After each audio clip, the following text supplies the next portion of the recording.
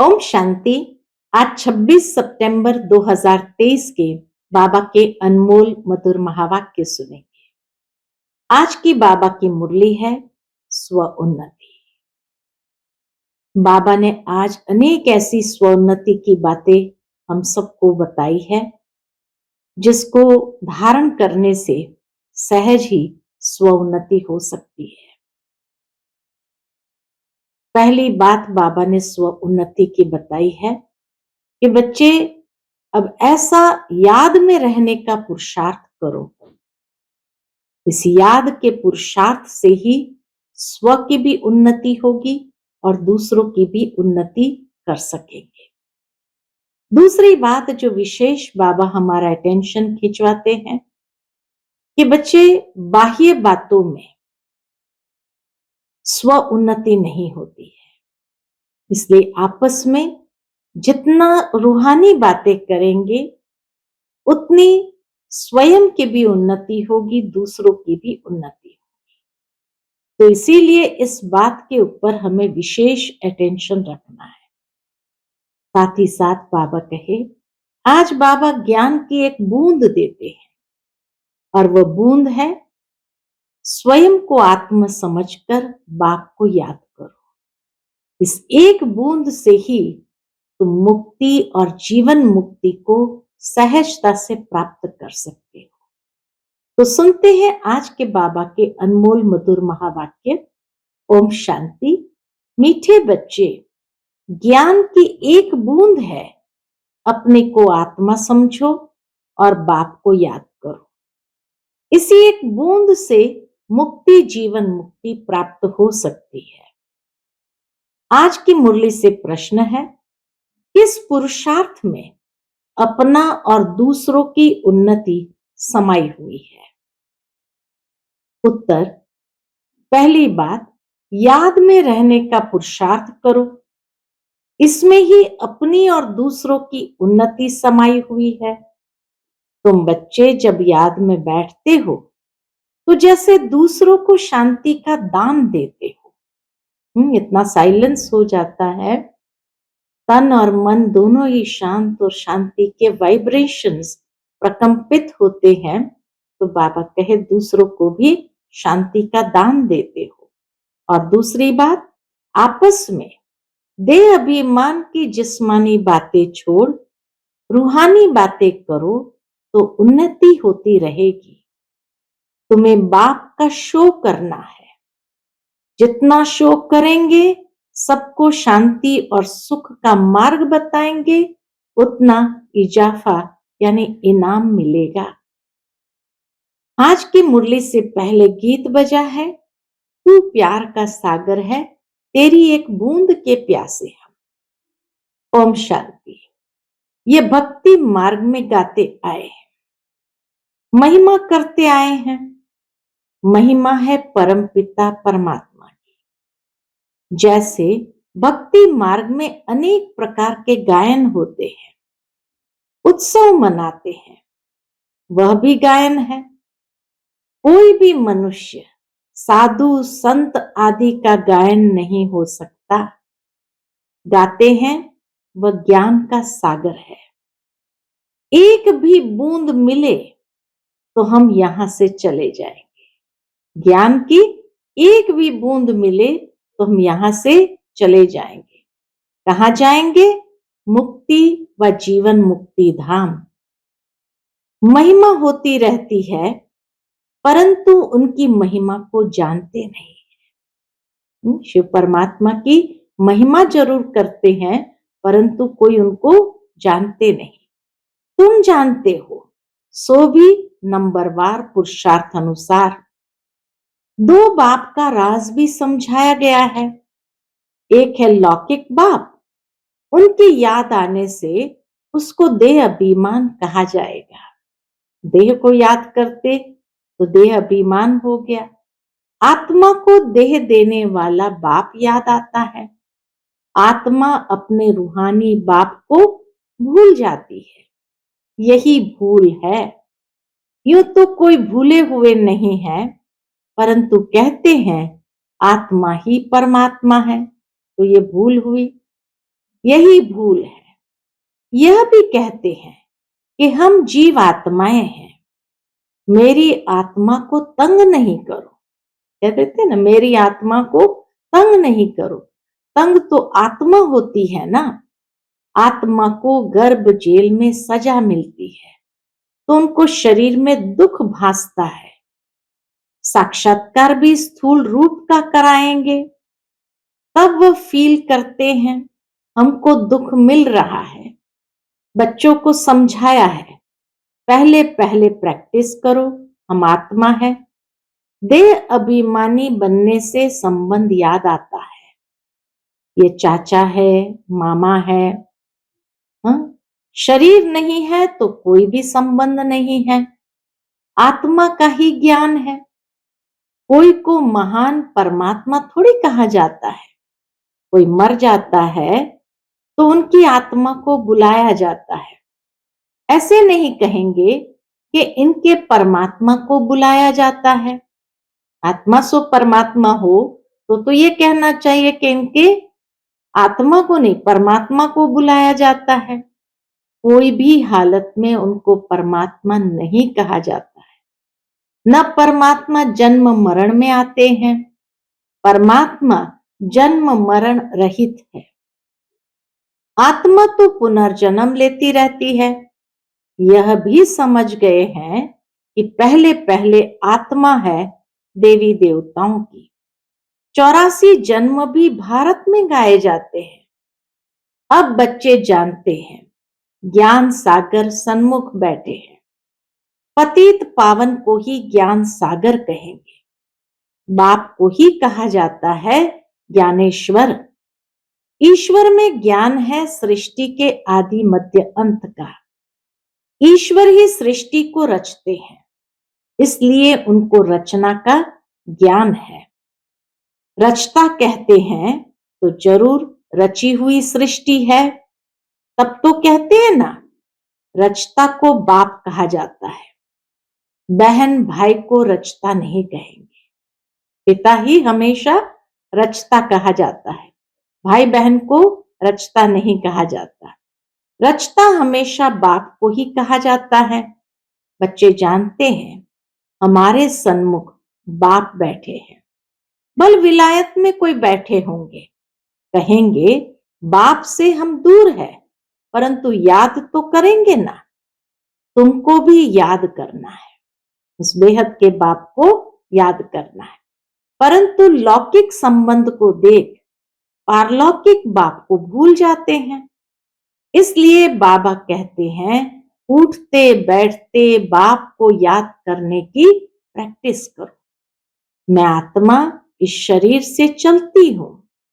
आत्मा का ज्ञान तो तुमको है, ये जानते हो आत्माएं और परमात्मा अलग रहे बहुकाल।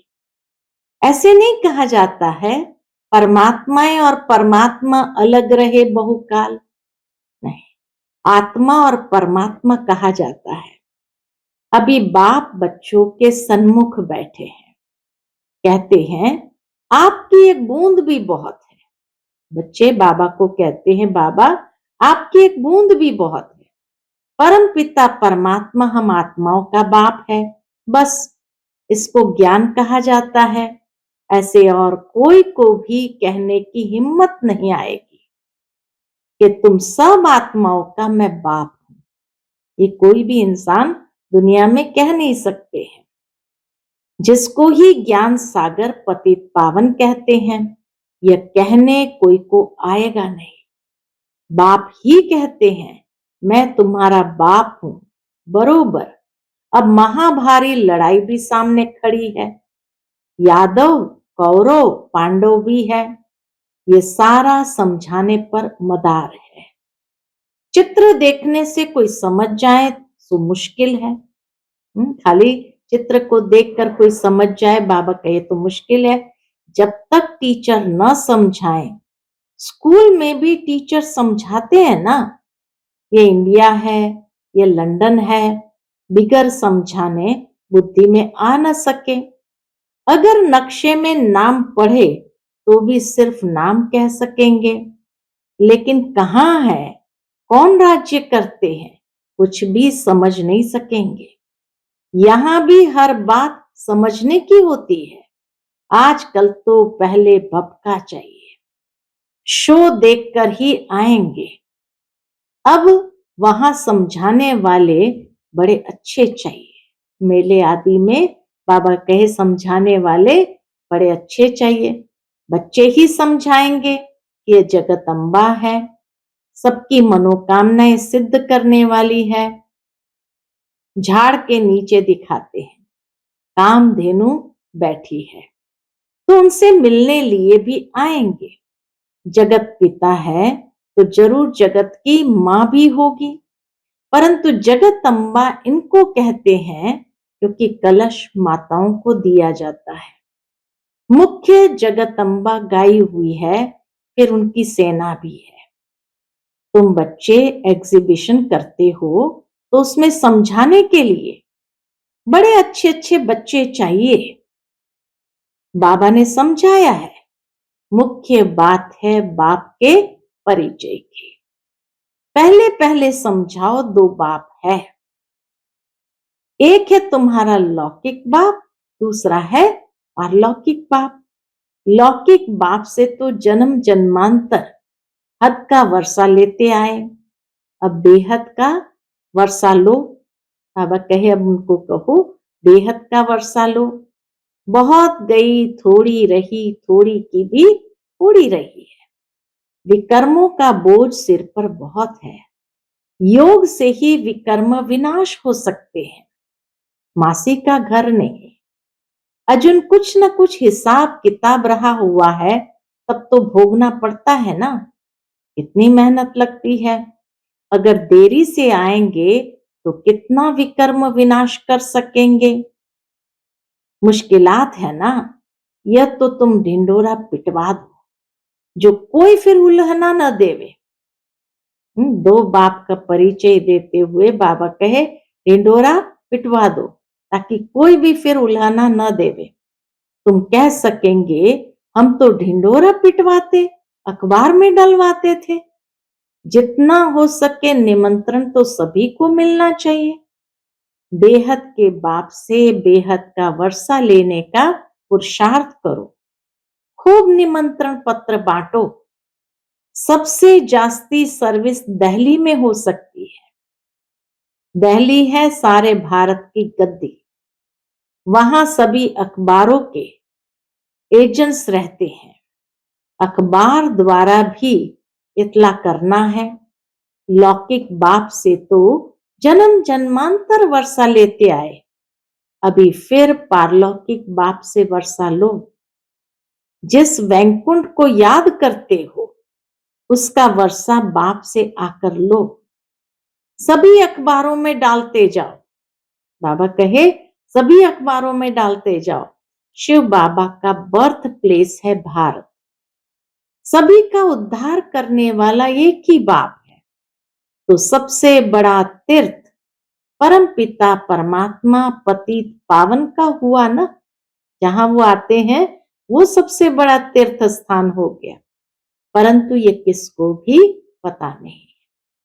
क्राइस्ट, इब्राहिम, बुद्ध आदि सभी पुनर्जन्म लेते लेते अभी कहाँ है?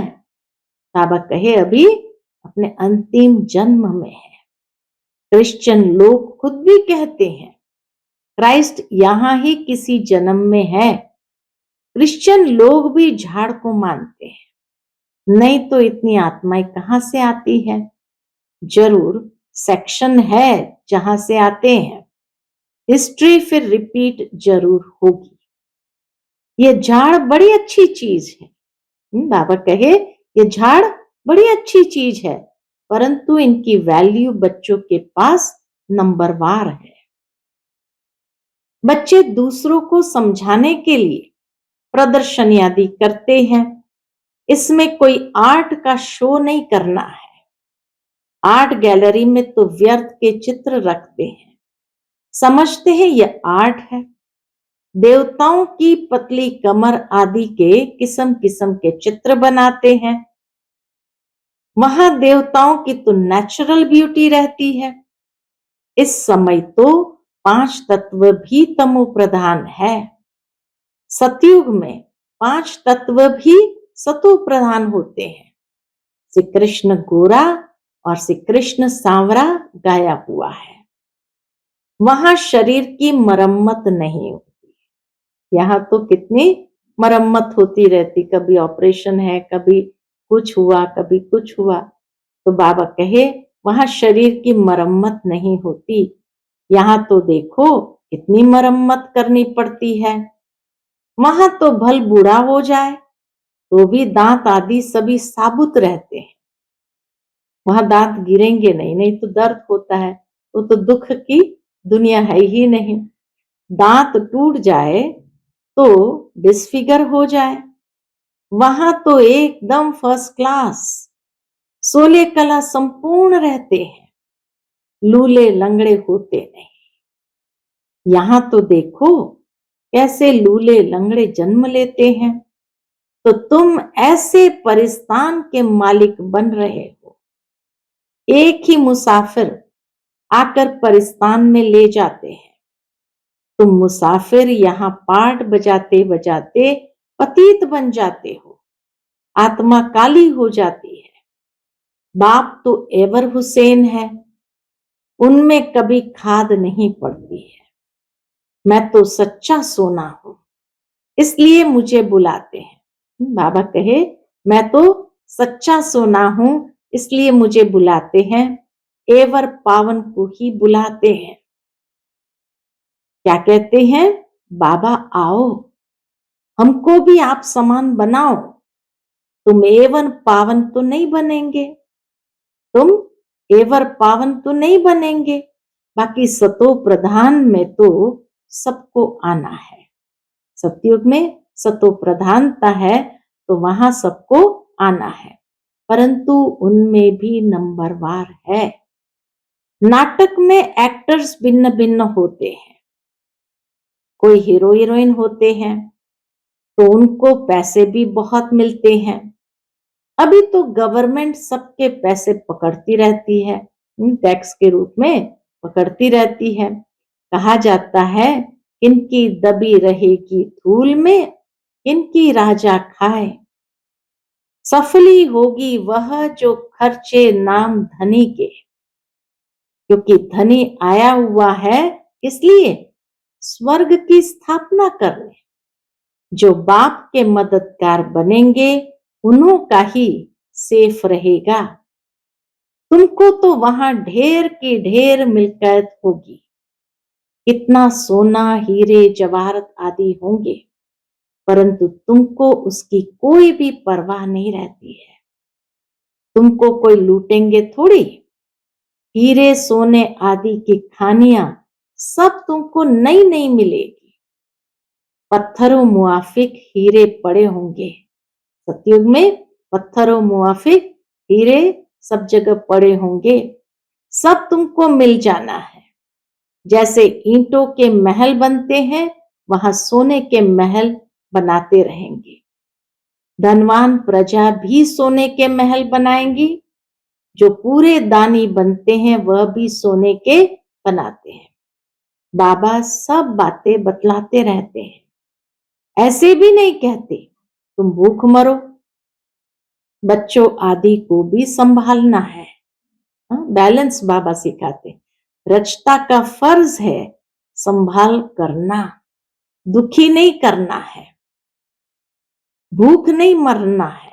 बाबा कहे पहले हमें अपनी रचना को संभालने हैं, फिर बाबा कहे वास्तव में रचता का फर्ज है संभाल करना, दुखी नहीं करना है, किसी को भी दुख नहीं देना है, भूख नहीं मारना है, रहम दिल बनना है। मनुष्य कितने दुखी है, जानते हो फैमिन पड़ेगा तो बहुत दुखी होंगे, त्राही त्राही करेंगे, फिर जय जयकार होगी, सब आत्माओं को सुख मिल जाएगा। बाप है ही कौन? बाप है ही दुख हरता सुख करता। सुख है दो, एक शांति धाम में रहना है और दूसरा सुख धाम में रहना। सुख धाम में पवित्रता, सुख, शांति सब है। बाप कहते हैं मैं कल्प कल्प आता हूं। जब मनुष्य बहुत दुखी हो जाते हैं, मेरा पाठ ही उस समय का है। इसलिए मेरा नाम ही है दुख हरता, सुख करता, सर्व का शांति दाता, सुख दाता। तुम जानते हो हम बाबा के साथ सबको शांति का दान देते हैं। जितना याद में रहेंगे उतना औरों को दान देते रहेंगे। फिर नॉलेज देते हैं सुख के लिए। तो बच्चों को माता पिता का शो करना है। जितना शो करेंगे, सुख शांति का मार्ग बहुतों को बताएंगे तो इजाफा मिलेगा, माना इनाम मिलेगा। बाबा तुमको कितना सब नई दुनिया की नई नई बातें सुनाते हैं। पुरानी दुनिया और नई दुनिया दोनों का साक्षात्कार कराते हैं और ही जास्ती तुमको साक्षात्कार कराएंगे।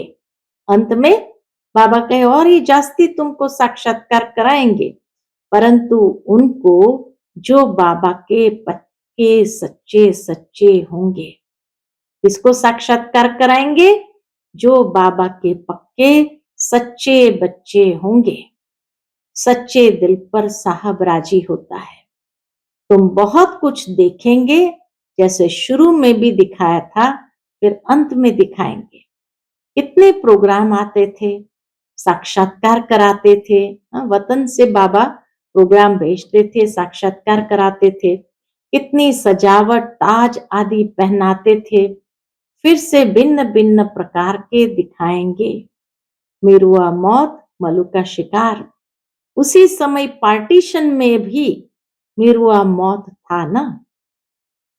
तुमको कोई परवाह नहीं थी, तुम तो जैसे जीते जी मर गए। तो बाबा कहते हैं बच्चे पूरी मेहनत करो, पुरुषार्थ करो, हम आत्मा है। एक दो से भी रूहानी बातें करते रहो। जिस्मानी देह अभिमान की बातें खत्म। जो आश्चर्यवत भागंती हो जाएंगे वह ये सब नहीं देखेंगे। हम बाबा कहे अंत के साक्षात्कार के पाठ वह नहीं देखेंगे। पास्ट भी तुमने देखा और जो नया होगा वह भी तुम देखेंगे। मेहनत करो। मीठे मीठे बच्चों को बाप बहुत प्यार करते हैं। प्यारे बच्चों को बहुत प्यार मिलता है। जो अच्छी सर्विस करेंगे उनको प्यार भी मिलेगा, पद भी मिलेगा। भूलो नहीं, हम आत्माओं को निराकार परमपिता परमात्मा शिक्षा दे रहे हैं। स्वर्ग का वारिस बना रहे हैं और उस स्वर्ग के लिए दैवी गुणवान बनना है। आगे तो सब में आसुरी गुण थे। अब बाबा सन्मुख बैठे हैं, जिससे वर्षा मिलता है, उनसे लव रहता है, दलाल से नहीं। दलाल तो बीच में हुआ, सौदा तुमको उनसे मिलता है। तो बाप को याद करो, देह अभिमान को छोड़ते जाओ। मेरा तो एक बाबा, दूसरा कोई भी देहधारी याद न आए। यह तो बाबा पुराने बूट में आए हैं। पुराना लॉन्ग बूट है, उसमें बाबा शिव बाबा आए हैं। मैंने ये लोन लिया है। कल्प पहले भी ये अक्षर कहे होंगे, अब भी कह रहे हैं।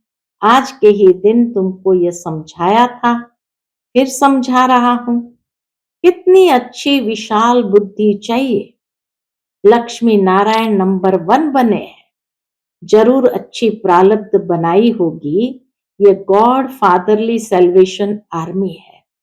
सारी दुनिया को मुक्ति, जीवन मुक्ति की सेल्वेशन देने वाली, सर्व का सदगति दाता राम। गति में तो जाना ही है सारी दुनिया को, लेकिन सर्व का सदगति दाता एक राम है। अच्छा, मीठे मीठे सिखिलते बच्चों प्रति माता पिता बाप दादा का याद प्यार और गुड मॉर्निंग। रूहानी बाप की रूहानी बच्चों को नमस्ते। हम सभी रूहानी बच्चों की रूहानी माता पिता बाप दादा को याद प्यार, गुड मॉर्निंग और नमस्ते। नमस्ते। शुक्रिया बाबा, शुक्रिया। आज की मुरली से धारणा के लिए मुख्य सार है। पहली पॉइंट, बाप के साथ सारे विश्व को शांति का दान देना है। बाप समान दुख हरता सुख करता बनना है। दूसरी पॉइंट, एक बाप से पूरा लौ रखना है। आपस में दे अभिमान की बातें नहीं करनी है, रूहानी बातें ही करनी है। आज का बाप दादा का मधुर वरदान हम बच्चों के प्रति है। हिम्मत के संकल्प द्वारा माया को हिम्मतहीन बनाने वाले हिम्मतवान आत्मा भव। हिम्मत के संकल्प द्वारा माया को हिम्मतहीन बनाने वाले हिम्मतवान आत्मा भव। जो बच्चे एक बल एक भरोसे में रहते हैं, हिम्मत का संकल्प करते हैं कि हमें विजयी बनना ही है, तो हिम्मत दे बच्चे मदद ए बाप का सदा अनुभव होता है। हिम्मत से मदद के पात्र बन जाते हैं। हिम्मत के संकल्प के आगे माया हिम्मतहीन बन जाती है। जो कमजोर संकल्प करते हैं कि पता नहीं होगा या नहीं, मैं कर सकूंगा या नहीं, ऐसे संकल्प ही माया का आवाहन करते हैं। इसलिए सदा उमंग उत्साह संपन्न हिम्मत के संकल्प करो, तब कहेंगे हिम्मतवान आत्मा। आज का स्लोगन है, निर्माण चित्त के तख्त पर बैठ जिम्मेवारी का ताज धारण करना ही श्रेष्ठता है। निर्माण चित्त के तख्त पर बैठ जिम्मेवारी का ताज धारण करना ही श्रेष्ठता है। अच्छा, ओम शांति।